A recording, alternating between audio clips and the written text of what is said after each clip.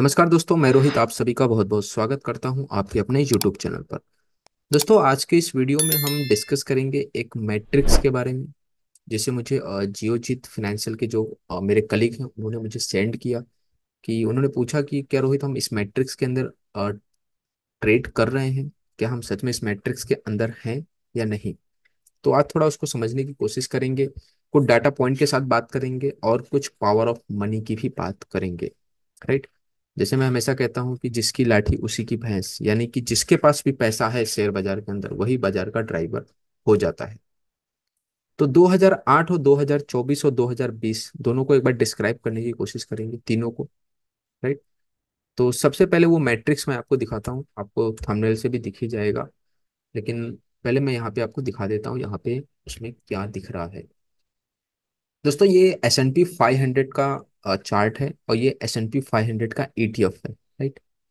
तो ये S&P 500 यानी कि जैसे हमारे यहाँ Nifty 500 होता है वैसे ही वहां पर S&P 500 होता है। सबसे पहले इन्होंने यहाँ पे मुझे ये दिखाया है कि ये जो रेट कट आपको देखने को मिल रहा है, ठीक है, ये रेट कट जो है September 18 2007 और September 18 2004 फर्स्ट रेट कट, ठीक है, और July 17 टॉप, और ये July 17 टॉप। ठीक। दोस्तों, ये सिमिलराइजेशन होना ये स्वाभाविक है क्योंकि ये जो इवेंट्स होते हैं इनके डेट और वीक्स फिक्स होते हैं। ठीक है। उनको फर्स्ट रेट कब कट करना है, सेकंड कब करना करना है, ये सारी चीजें क्या होती हैं, फिक्स होती हैं। तो ये होना स्वाभाविक है, इसमें कुछ भी ऐसा नहीं है कि ये सच में ये घटनाएं घटने ही वाली है। राइट। ये क्राइसिस से रिलेटेड है ऐसा कुछ नहीं है, ये सिमिलराइजेशन होता है। जैसे 1 फेब को हमारा बजट आता है, राइट, उसी तरीके से ये जो रेट कट्स होते हैं, फिट के मिनट्स होते हैं, RBI की मॉनेटरी पॉलिसी होती है, ये सब की डेट्स क्या होती हैं, फिक्स होती हैं, या तो वीक्स के अंदर आगे पीछे होता रहता है। दूसरा ये कि जो S&P 500 है ये यूएस का इंडाइसिस है, और ये 2008 का जो ग्लोबल क्राइसिस था ये यूएस की तरफ से था, इंडिया की तरफ से नहीं। 2020 का जो कोरोना क्राइसिस था वो चाइना की तरफ से था, इंडिया की तरफ से नहीं। यानी कांड जितने भी हैं वो बाहर के देशों में हो रहे हैं, भारत में नहीं। ठीक है। तो कांड बाहर होते हैं और हमारे ऊपर इम्पैक्ट इसलिए आता है क्योंकि अभी हम विकासशील देश हैं, विकसित नहीं हुए। ठीक है। अभी हमारे जो रुपया है उसके कंपेयर में डॉलर बहुत मजबूत है, 84 के आसपास चल रहा है। ठीक है। चाइना हमसे मजबूत है, अभी हम फिफ्थ या सिक्स लार्ज इकोनॉमी, थोड़ा आगे पीछे होता रहता है। तो अभी हम विकासशील हैं, विकसित नहीं हुए हैं। और ये जो अदर इकोनॉमीज हैं ये ग्लोबली लिंक्ड हैं, ये कहते हैं मदर ऑफ इकोनॉमीज हैं।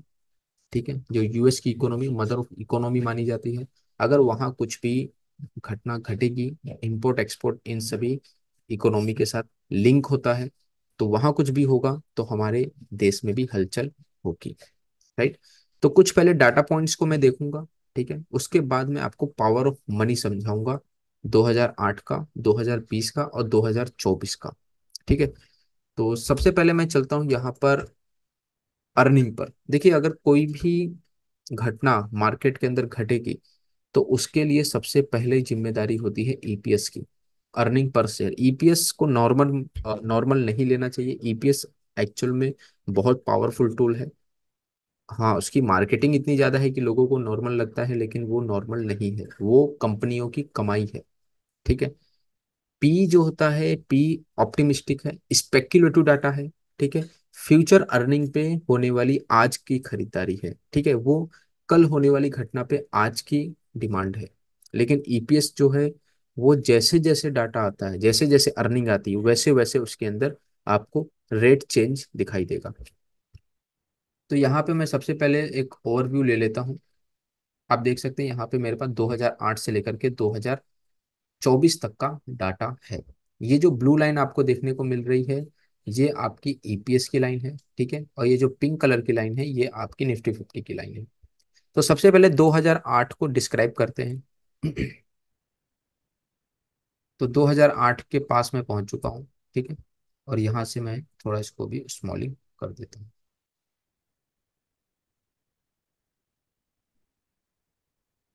ओके। ठीक है। तो यहाँ पे अगर आप देखेंगे 2008 का जो ये टॉप था, ठीक है, Jan 2004, ये क्यों बना? क्योंकि जो कंपनियों की जो अर्निंग थी, राइट, ये जो अर्निंग यहाँ साथ में बढ़ रही थी, वो यहाँ पर धीरे धीरे ड्रास्टिकली चेंज होने लगी। यहाँ पे देख रहे हैं आप, यहाँ मार्केट ऊपर जा रहा है लेकिन यहाँ पे कंपनी की जो ईपीएस है वो डाउन हो रही है। उसके बाद ईपीएस यहाँ पर फ्लैट हो गया। ठीक है, ईपीएस आप देखेंगे यहाँ पर फ्लैट होने लगा 2007 अगस्त से लेकर के। ईपीएस जो फ्लैटिश था वो फैब 19 तक फ्लैट था। ठीक है, लेकिन मार्केट जो था वो लगातार ग्रो कर रहा है। अब देखें कितना बड़ा डाइवर्जन है दोनों के बीच में, कि ईपीएस यहाँ पे फ्लैट है लेकिन जो निफ्टी है वो लगातार ग्रोइंग दिखाई दे रहा है, लगातार बढ़ रहा है। तो जब ये अर्निंग यानी कि एक्चुअल डाटा जब नहीं आएगा तो मार्केट के अंदर डाइवर्जन यानी लूप होल हमें देखने को मिलेगा। ठीक है, जिसके कारण क्या हुआ, यहाँ तक आप देख सकते हैं ये पूरी फ्लैटिश रहा, अर्निंग नहीं आई। अगर अर्निंग यहाँ से भी आ जाती तो यही कहीं बॉटम बन जाता और मार्केट यहाँ से रिवर्स हो जाता, क्योंकि क्राइसिस हमारे हैंड से नहीं था। आप समझो, क्राइसिस हमारे हैंड से नहीं था लेकिन हमारे पास पावर ऑफ मनी नहीं था। पावर ऑफ मनी मतलब कि आज जो इनफ्लो है डीआईएस का, ठीक है, जिसके पीछे जनता का पैसा लगा हुआ है, राइट, जो म्यूचुअल फंड इनडायरेक्टली जो पैसा शेयर बाजार के अंदर लगा रहे हैं, लगातार जो डीमैट्स अकाउंट्स खोल रहे हैं, वो पावर उस समय 2008 में नहीं थी हमारे पास। क्योंकि जब क्राइसिस हमारे पास नहीं था तो हमने सेम वो सिचुएशन जो यूएस के अंदर हुई वो क्यों झेली, क्योंकि हमारे पास पावर ऑफ मनी नहीं है। एफआईआई एफपीआई ही पैसा डालते हैं, वही अपना पैसा निकाल रहे हैं, यानी वही पैसा लगा करके प्रॉफिट बना करके वही पैसा वापस निकाल रहे हैं। जब हमारा पैसा लगा ही नहीं है तो हम बचाएंगे क्या। ठीक है, तो ये जो क्राइसिस हुआ मार्केट के अंदर इतना बड़ा जो सेम यूएस की तरह दिखता है, ठीक है, तो उसके पीछे का कारण है एफआईआई का पैसा। उन्होंने पैसा लगाया, उन्होंने निकाल लिया। हमारे पास पावर ऑफ मनी नहीं है तो हम कहाँ से पैसा निवेश करेंगे। राइट। तो यहाँ पर ईपीएस का श्रिंकेज होना, ईपीएस का साइडवेज होना और निफ्टी का ऊपर जाना, ये एक डाइवर्जन का काम किया। राइट, अर्निंग आ नहीं रही है कंपनी की, वो मार्केट ऊपर जा रहा है, ये एक लूप होल हुआ। उसके बाद यहाँ पे टॉप बनता है लेमन ब्रदर जो इन्वेस्टमेंट बैंकर थे, उनका बैंक करप्ट होना। ठीक है, वो सबसे बड़ी इन्वेस्टमेंट बैंकर थी, टॉप 5 इन्वेस्टमेंट बैंकर जब करप्ट हो जाती है। और रियल इस्टेट बहुत तेजी से टूटा उस समय। ठीक है, इसकी एक पूरी प्लेलिस्ट है, आप देख सकते हैं। जाकर के किसी के भी चैनल पे देखेंगे तो वहां से आपको पता चल जाएगा आखिर ये क्या घटना घटी थी। तो यहाँ पर ये क्या हुआ कि ये टॉप जब बना और अर्निंग नहीं है तो इस सिचुएशन में मार्केट के अंदर फॉलिंग स्वाभाविक है। देखो, हमारे हैंड से कुछ नहीं है लेकिन हमारे पास पावर ऑफ मनी नहीं होने से हम यहाँ पर टूट गए। दूसरी तरफ आप देखते हैं 2024 का, अभी हम किस सिचुएशन में चल रहे हैं। तो यहाँ से मैं पहले इसे चेंज कर लेता हूँ। तो जनवरी 2024 से डाटा लेते हैं। तो यहाँ पे आप देखेंगे कि जो ईपीएस है वो निफ्टी 50 को आउट परफॉर्म कर रहा है। ठीक है, यानी कि जैसे जैसे निफ्टी कई बार साइडवेज जाता है लेकिन अर्निंग लगातार कंपनियों की आ रही है। बीच बीच में कहीं ना कहीं फ्लैटिस्ट होता है लेकिन एक कंसिस्टेंसी बनी हुई है। राइट। तो यहाँ पर उस समय क्या था कि ईपीएस नीचे था और निफ्टी ऊपर चल रहा था। इस सिचुएशन में क्या है कि ईपीएस जो है वो ऊपर चल रहा है और जो निफ्टी है वो नीचे की तरफ ड्राइव कर रहा है। यानी कि जो ईपीएस है, अर्निंग जो है वो निफ्टी को आउट परफॉर्म कर रही है। ठीक है, तो ये जो सिचुएशन है ये 2008 से बिल्कुल अलग है। राइट। अभी जो सिचुएशन है इसके अंदर हमारे पास पावर ऑफ मनी भी है। ठीक है, डीआई के हाथ मजबूत हैं। मैं पावर ऑफ मनी क्यों कह रहा हूँ उसका भी एक डाटा मैं आपके साथ डिस्कस करता हूँ। आप यहाँ पे देखेंगे जो एफआईआई का डाटा है, राइट, यहाँ पे आप देखेंगे कि एफआईआई जो है, एफपीआई है, उन्होंने 4 सालों से मार्केट के अंदर पैसा डाला नहीं है, निकाला ही है। लगातार वो पैसा बाजार से निकाल रहे हैं। राइट, लेकिन उसके अगेंस्ट जो डीआईस हैं वो लोग लगातार पैसा डाल रहे हैं मार्केट के अंदर। ठीक है, 2024 के अंदर यानी ईयर टिल डेट वाईटीडी के अंदर ये लोगों ने 3,08,000 करोड़ रुपए डाल दिया। जबकि उसके अगेंस्ट जो एफआईआई है उन्होंने 1,47,000 यानी 1.5 लाख करोड़ रुपए मार्केट से निकाला है। दोस्तों, अगर इस तरीके के फॉल हो तो अभी तक निफ्टी, अगर हमारे पास ये सेम सिचुएशन 2008 की होती तो वो 2008 से भी बड़ा क्रैश ये 2024 में देखने को मिलता। तो ये पावर म्यूचुअल फंड में आने वाले इनफ्लो की है, ये पावर म्यूचुअल फंड के पीछे खड़ी उस जनता की है जो लगातार एसआईपी और लमसम के थ्रू हमारी मार्केट को बचाकर रखी है। ठीक है। मार्केट्स में प्रॉब्लम नहीं है, हमारी इकोनॉमी में प्रॉब्लम नहीं है। ऐसा नहीं कि हम मार्केट के अंदर पैसा हम डाल रहे हैं इसलिए बाजार बचा है। नहीं, हमारी इकोनॉमी के डाटा भी मजबूत है, हमारा जीएसटी कलेक्शन भी अच्छा आ रहा है, हमारी कंपनियों की अर्निंग भी बहुत अच्छी आ रही है। ठीक है। उस समय क्या था कि अर्निंग्स नहीं थी, राइट। इसलिए म्यूचुअल फंड के हाथ भी बंद जाते हैं। जब अर्निंग नहीं आएगी तो पैसा निवेश करने का कोई मतलब नहीं है। अभी तो अर्निंग भी कंपनियां कर रही है और हमारे हाथ भी मजबूत हैं, राइट। जिसकी वजह से उस तरीके का क्रैश नहीं देखने को मिला। लेकिन जिस हिसाब से इन लोगों ने पैसा निकाला है, हमारा मार्केट बहुत बुरी तरह से अभी गिरता हो। आज की डेट में हमारा बाजार अराउंड 10 से 7 हजार रुपए के आसपास होना चाहिए, जिस हिसाब से इन्होंने पैसा लगा निकाला है बाजार से। ठीक है। तो पावर डीआई के पास है, पावर डोमेस्टिक्स के पास है, पावर इस देश की जनता के पास है। इसलिए जो भी क्राइसिस के बारे में ये सारी जो चल रहे हैं, मार्केटिंग की जा रही है, अभी दिखाई नहीं दे रहा है, राइट। दूसरा एक और पॉइंट है, इंडिया विक्स की मैं बात कर लेता हूँ। सबसे पहले 2008 में जो क्राइसिस हुआ था, उस समय इंडिया विक्स का जो प्राइस था वो था 92.5। ठीक है। 2020 में 87 था कोविड के कारण। और अभी करंट सिचुएशन में जो इंडिया विक्स चल रहा है वो 13.68 के आसपास चल रहा है। यानी डिफरेंस आप देख सकते हैं। आप हम 92.5 का इंडिया विक्स होना, उसके बाद अभी 13.68 पर ट्रेड करना, तो बहुत बड़ा डिफरेंस है। ठीक है। तो अभी कहीं भी किसी भी तरीके से वो मैट्रिक्स नहीं सेट बैठ रहा है जो हमें दिखाया जा रहा है कि हम इस मैट्रिक्स के अंदर हैं। हमारे पास ईपीएस के साथ प्राइस का मूवमेंट है। उस समय ईपीएस फ्लैट था और प्राइस हमारा ग्रो कर रहा था। उस समय पावर ऑफ मनी नहीं था, इसलिए हम टूट गए सेम यूएस की तरह, जबकि हमारी कोई गलती ही नहीं थी। ठीक है। हम फालतू में ही गिर गए। अभी हमारे पास पावर ऑफ मनी है, ठीक है, ईपीएस की भी मजबूती है, और इंडिया विक्स भी हमारा 15 के नीचे चल रहा है। यानी सब कुछ सही है। ठीक है। तो हमें इतना डरने की जरूरत नहीं है। फिर भी एक पॉइंट हम यहाँ पर देख लेते हैं कि हमें कब डरना चाहिए, वो भी हमें एक बैकएंड रखना चाहिए, राइट। तो एक बार मैं यहाँ पर समझा देता हूँ। डाटा पॉइंट्स के हिसाब से किसी भी तरीके का कोई फियर नहीं है, लेकिन एक बार हम लेवल्स को भी मार्क कर लेते हैं। तो जैसा कि यहाँ पे हमने पहले भी एक बार डिस्कस किया हुआ है कि जो हिडनबर्ग की ये सब रिपोर्ट्स आई थी, उसके कारण भी मैंने पहले भी बोला था कि मार्केट के अंदर उस रिपोर्ट्स का इम्पैक्ट नहीं होगा। क्योंकि मार्केट बार बार एक ही चीज को लेकर के रिएक्ट नहीं करता। तुम बार बार अदानी के ऊपर रिपोर्ट बनाओगे तो मार्केट उन चीजों को भाव नहीं देगा। ये बाजार की साइकिल है, ठीक है। ये उसका नेचर है। ठीक है। कोरोना आया, राइट, उस समय फॉल हो गया। फिर बार बार लोग कोरोना कोरोना, अगस्त नवंबर में कोरोना आएगा कोरोना आएगा, मार्केट रिएक्ट नहीं करता है उन चीजों पे। ठीक है। एक बार हो गया, उसका इम्पैक्ट हमने देखा, खत्म कर दिया। ठीक है। तो यहाँ पे अगर फिर भी जैसे कि चीजें अगर घटती हैं, जो मैट्रिक्स अभी हमें दिखाया जा रहा है वो मैट्रिक्स सेम यहाँ बैठ रहा है, राइट। ये वही टॉप है जो हमें उस मैट्रिक्स के अंदर दिखाई दे रहा है।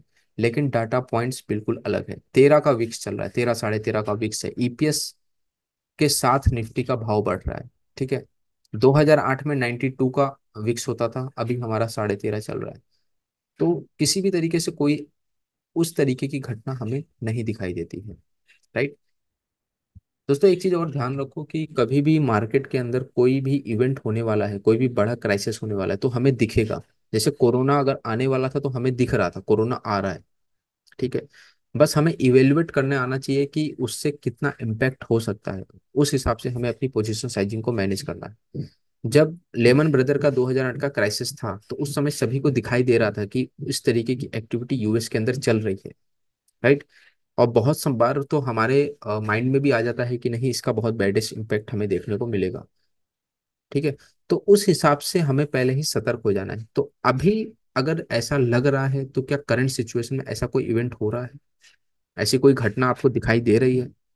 मुझे नहीं दिख रही अभी करंट सिचुएशन में कि ऐसी कोई घटना अभी हमारे मार्केट के अंदर चल रही हो जिसकी वजह से हम इतने बड़े क्राइसिस के अंदर आ जाए। और क्राइसिस में नहीं आ सकते उसके पीछे मैंने बताया कि सारी चीजें पावर ऑफ मनी पे होती है। उस समय हमारे पास पैसा नहीं होता था, लेकिन अब हमारे पास पैसा है। ठीक है। अभी जितना इन्होंने बेचा है उस हिसाब से मैं बता रहा हूँ कि अभी हमारा रेट 7 से 10 हजार का निफ्टी का होता। ठीक है। ये सारी चीजें पावर ऑफ मनी है, म्यूचुअल फंड की ताकत है, और उस म्यूचुअल फंड के पीछे खड़ी उस पब्लिक की ताकत है जो लगातार एसआईपी और लमसम के थ्रू इस मार्केट को ग्रो अप कर रही है। तो ये जो एक लेवल है यहाँ पे आप देख सकते हैं, ये 24,363 रुपए का जो लेवल है, इसके ऊपर आप नजर बना के रख सकते हैं। ठीक है। ये जब तक ब्रेक ना हो, एक बार ब्रेक ऑलरेडी हो चुका है। ठीक। लेकिन वो सिचुएशन जस्टिफाई नहीं थी। ठीक है, इसलिए मैंने कहा था कि हम बहुत ज्यादा नहीं गिरेंगे, फिर भी अगर इम्पैक्टेबल होता है मार्केट तो कहीं ना कहीं थोड़ा डाउनिंग आएगा। राइट। इसलिए हमने बड़े लेवल नहीं डिसाइड किए, फिर भी मार्केट थोड़ा सा फॉल हुआ, क्योंकि इम्पैक्ट होगा तो थोड़ा बहुत तो करेक्शन हमारे यहाँ भी देखने को मिलेगा। तो चीजें वापस से कंटिन्यू हो गई। तो अब जहां पर है वो रीटेस्टिंग है उस टॉप की जो प्रीवियस टॉप था। इस टॉप की एक बार फिर से रीटेस्टिंग हो रही है। अब देखते हैं ये मेक या ब्रेक लेवल होता है, या फिर यहाँ से किस तरीके की घटना घटेगी। वो हमें डाटा पॉइंट के थ्रू पता चल गया है कि अभी भी हमें निफ्टी के अंदर कंटिन्यूएशन दिखाई दे रहा है, ईपीएस लगातार ग्रो हो रहा है। तो निफ्टी का प्राइस भी ग्रो होता हुआ दिखाई दे रहा है। इंडिया विक्स की अगर मैं बात करूं तो वो अभी 14-15 के आसपास ही है, या उसके अंदर चल रहा है। तो किसी भी तरीके की कोई भी ऐसी बैडेस्ट एक्टिविटी नहीं देखने को मिल रही है। डेली मूवमेंट के हिसाब से हम देखें तो एफ अभी लगातार खरीदना शुरू कर दिए हैं। ठीक है। 1-2 दिन से आप देख सकते हैं लगातार ये 4 डेज से ये बाइंग कर रहे हैं। और जो डीआईस हैं वो लगातार बाइंग कर ही रहे हैं। मंथ ऑन मंथ बेसिस पे हम देखें तो यहाँ भी एफ आई डीआईस की बहुत अच्छी और हेल्दी खरीदारी है। और वहीं एफ की अगर मैं बात करूँ तो उनका जो बाइंग करने का तरीका है वो इस तरीके से है, जो मैंने अभी बताया कि हम 7 से 10 हजार के रेट पर आ जाते। बाइंग इसलिए कर रहे हैं क्योंकि मुझे लगता है कि कहीं उनसे अपॉर्चुनिटी मिस ना हो जाए। राइट। क्योंकि कहते हैं ना, एक बार अगर रैली अगर कंटिन्यू चल रही है तो वो कहीं हमसे मिस ना हो जाए, इसलिए वो कुछ ना कुछ खरीदारी कर रहे हैं। लेकिन जिस हिसाब से इनका ऑल ओवर एक व्यू है वो नेगेटिव ही बना हुआ है। राइट। तो 24,363 एक मेजर सपोर्ट रहेगा। ये ब्रेक होता है अगेन तो बी अलर्ट। ठीक है। क्योंकि यहाँ से मैं देख पा रहा हूँ ये जो वर्टिकल लाइन आपको दिख रही है, इसके बाद से वॉल्यूम लगातार फॉल ही कर रहा है। प्राइस ऊपर जा रहा है लेकिन वॉल्यूम नीचे जा रहा है। इसका मतलब है कि बढ़ती हुई प्राइस को वॉल्यूम का सपोर्ट नहीं है। ठीक है। ये एक माइंडसेट में रखना है हमें कि ये बढ़ती हुई प्राइस में वॉल्यूम का सपोर्ट नहीं आ रहा है, तो कुछ तो प्रॉब्लमेटिक चल रहा है जो शायद हमें ना दिख रहा हो। ठीक है। लेकिन ऑल ओवर एक डाटा पॉइंट्स वीकनेस नहीं दिखाई दे रही है, अभी सब कुछ सही है। इसलिए मैंने एक लेवल मार्क किया है 24,363। इसके ऊपर हमें नजर बना के रखनी, जब तक ये ब्रेक नहीं हो तब तक हमें यहाँ डरने की जरूरत नहीं है। राइट। बाकी देखा जाए सारी चीजें सही हैं, पावर ऑफ मनी हमारे पास है, अर्निंग की ताकत हमारे पास है, इंडिया विक्स हमारा मजबूत है। राइट। तो 24,363 ये एक मेजर सपोर्ट रहेगा निफ्टी के लिए। अगर ये ब्रेक होता है तो सोचेंगे। ठीक है, तो पोजीशंस को कवर करेंगे या सिट ऑन कैश हो जाएंगे। अगर ये टूटता है तो सिट ऑन कैश होना ज्यादा बेहतर रहेगा, क्योंकि ये जो प्राइस का मूवमेंट है इसके अंदर वॉल्यूम का सपोर्ट हमें नहीं देखने को मिला है। तो ये एक मेजर रेजिस्टेंस है, देखते हैं यहाँ पे क्या एक्टिविटी होती है। उस मैट्रिक्स के हिसाब से यही वो लेवल है जिसके बाद से मार्केट फॉल करेंगे। तो ये होगा या नहीं होगा, ये हमें 24,363 के बाद सोचना है, ना कि अभी। ठीक है। तो दोस्तों ये था एक ओवरव्यू उस मैट्रिक्स का जिसके बेस पे हमने गणना की कि 2008 में वो घटना क्यों घटी थी। ठीक है। उस समय हमारे अर्निंग फ्लैट थे, हमारे पास पावर ऑफ मनी नहीं था। राइट। और हम बेफालतू ही मार खा गए थे। लेकिन 2024 में ऐसा नहीं है, हमारे पास पावर ऑफ मनी है, हमारे पास ईपीएस है। ठीक है। तो इसकी वजह से हम बहुत अच्छा प्रॉफिट बना भी रहे हैं, और हमारे मार्केट भी ग्रो हो रहे हैं। राइट। तो डरने की जरूरत नहीं है, 24,363 मार्क कर लीजिए। अगर ये टूटता है तो हम आगे सोचेंगे, क्योंकि ये जो मूवमेंट है इसमें वॉल्यूम का सपोर्ट नहीं आया है। तो कहीं ना कहीं एक वीकनेस बन सकती है इस लेवल के आसपास। राइट। ये थोड़ा आप ध्यान रख के चलिए। तो दोस्तों वीडियो कैसा लगा हो आप जरूर कमेंट करके बताइए, और इस मैट्रिक का सॉल्यूशन अगर आपको मिल गया हो तो डेफिनेटली लाइक करके जाइएगा। मिलते हैं अगले वीडियो में। अपना ख्याल रखिए। एसआईपी को कंटिन्यू करिए, चाहे कितना ही क्रैश है, एवरी कैश इज अपॉर्चुनिटी। क्योंकि यहाँ पर क्रैश में ही पैसा सबसे ज्यादा बनता है। और एसआईपी और लमसम वालों के लिए तो क्रैश एक सोने पे सुहागा की तरह है। ठीक है। तो जितना क्रैश है, एसआईपी रोकनी नहीं है, कंटिन्यू करनी है। बहुत अच्छे लेवल से आपको देखने को मिलेंगे, जैसे कि यहाँ 2300 है, यहाँ आप खरीदिए, यहाँ खरीदिए। हर एक लेवल पे आप हैवी क्वांटिटी या हैवी अमाउंट के साथ निवेश करने की कोशिश करिए। ठीक है। तो एसआईपी और लमसम जो करने वाले हैं, लमसम की तो मैं बात करूंगा कि जब डिप बहुत अच्छा आएगा तब आप लमसम शुरू करिए, लेकिन जो एसआईपी कर रहे हैं वो कंटिन्यू करिए। राइट। तो मिलते हैं दोस्तों, अपना ख्याल रखिए। और डरने की जरूरत नहीं है, 24,363 एक मेजर सपोर्ट की तरह काम करेगा, इसके ऊपर आप ध्यान रखिए। बाकी सब कुछ ठीक है, कोई दिक्कत नहीं दिखाई दे रही है। राइट। तो मिलते हैं। जय हिंद, जय भारत।